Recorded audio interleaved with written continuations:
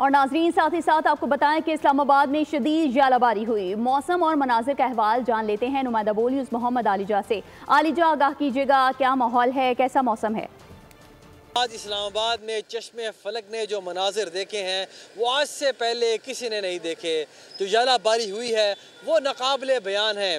Tennis ball जितने बर्फ़ के गोले जो इस्लामाबाद में पड़े हैं, इमारतों के शीशे टूटे हैं, गाड़ियों के शीशे टूटे हैं, और तमाम तर प्रेडिक्शंस जो मौसम के हवाले से की गई थी कि 14 अप्रैल से 18 अप्रैल तक मौसम खुश्क और गर्म रहेगा, वो गलत साबित हुई हैं। तो इस्लामाबाद हर रंग में बेहतरीन और ख़ूबसूरत नज़र आता है, लेकिन आज जो रंग ये दिखा रहा है वो नाकाबिले बयान है। इस्लामाबाद में इस वक्त 29 डिग्री सेंटीग्रेड है और लग ये रहा है कि जो मौसम है थोड़े तक मौसम में मजीद शिद्दत आएगी, मजीद सर्द होगा। और इस वक्त ठीक है आलिजा, इस हवाले से आगाह करने के लिए आपका बेहद शुक्रिया। सब्सक्राइब करें और बेल दबाएं ताकि कोई खबर रह न जाए।